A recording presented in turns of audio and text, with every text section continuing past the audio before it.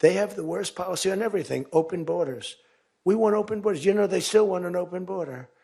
We did the greatest job ever on borders, and you know, I think they forgot it. My guy said to me today, I have a great guy, Ross. He's the greatest speechwriter. He said, sir, let's not mention the border. Nobody cares about the border anymore. Can you believe it?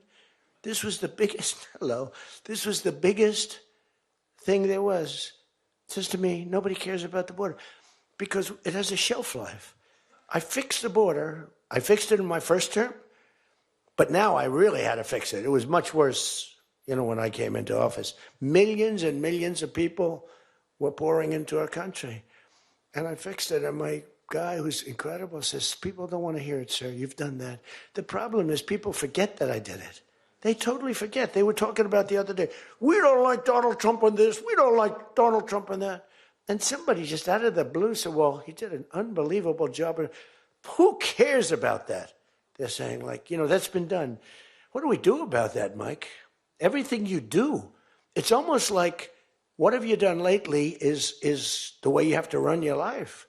In other words, I could have the most unbelievable 4 years, and I guess I'm not allowed to run. I'm not sure. Is there a little something out there that I'm not allowed to run? But let's assume I was allowed to run. I could have, there's going to be a constitutional movement.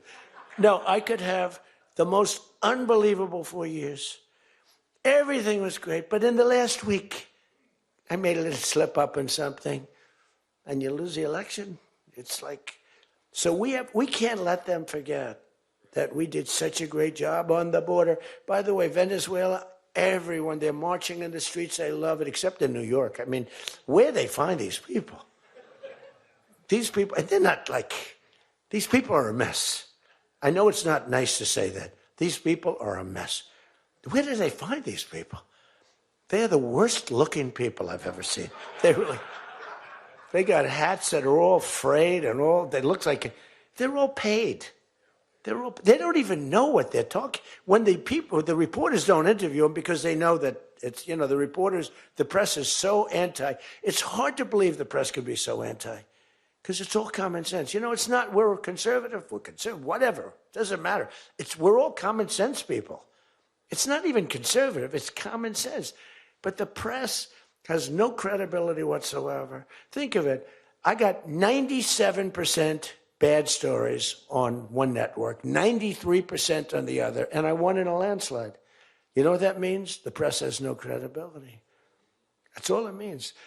And we got to keep it that way. So I don't talk too much about the swimming, the weightlifting, the boxing.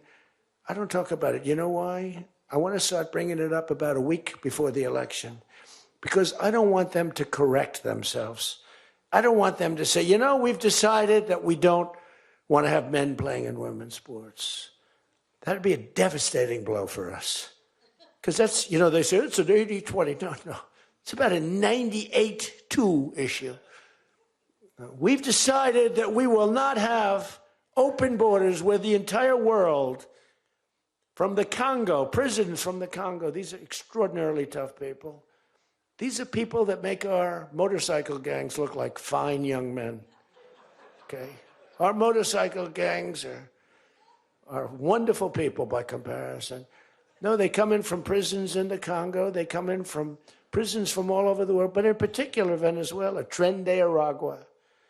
Tren de Aragua comes in, and Tren de Aragua, they say it's the worst gang in the world. It makes our gangs look like little sweethearts. It makes our gangs, you want to take them out to dinner, they're so nice. They cut off the fingers of people. One guy makes a phone call in Colorado. The governor stinks in Colorado. He has no control.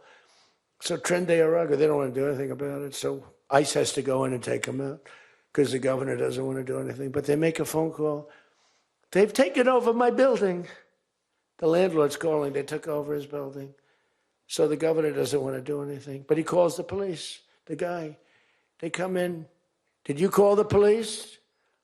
This is Tren de Aragua. We're talking to the man that owns the building. Did you call the police? Yeah. Boom, they cut off his fingers.